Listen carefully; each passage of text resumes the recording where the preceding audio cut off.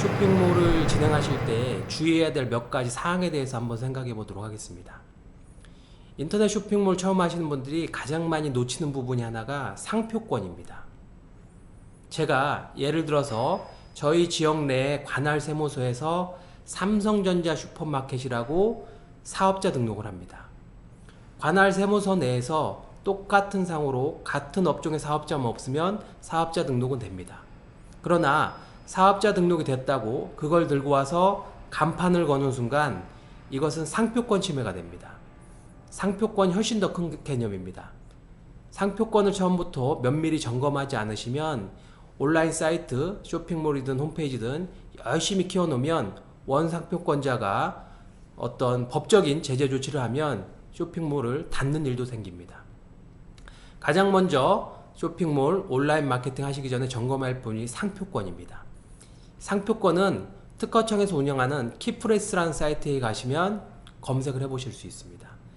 우리가 생각하는 상호 혹은 쇼핑몰 이름, 도메인조차도 상표권에 접촉을 받기 때문에 상표권 부분을 가장 먼저 점검을 하셔야 됩니다. 두 번째가 사업자 등록 여부입니다.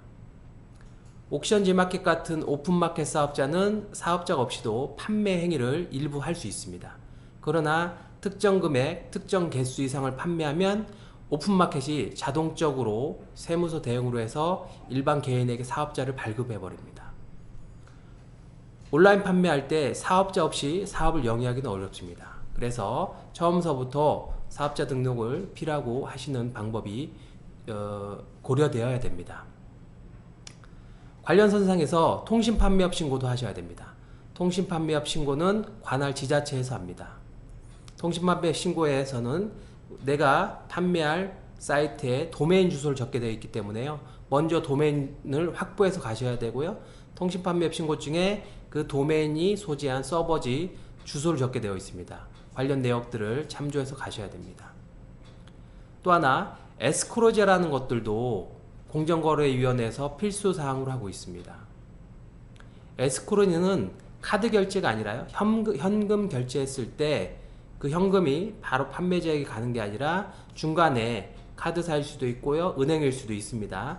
이런 금융사업자에게 돈이 이체되고 거래가 완료되면 일정 정도 수수료를 제하고 판매자에게 넣어주는 그런 거래 안전 제도입니다. 여러 솔루션들이 이런 것들은 손쉽게 제공하고 있기 때문에 에스크로제를 반드시 적용을 하셔야 되고요.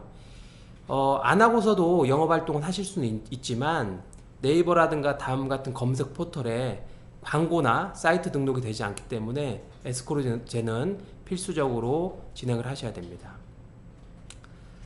마지막 가장 중요한 부분일 수 있는데요. 세금에 대한 부분을 면밀히 점검을 하셔야 됩니다. 온라인 판매는 대부분 카드 결제로 진행이 되기 때문에 부가세에 대한 부분이 세원이 노출된다기보다는 다 드러납니다. 그래서 10% 감안하셔야 되고요. 종합소득세도 내게 되어 있습니다. 그리고 카드 결제 수수료도 내게 되어 있죠.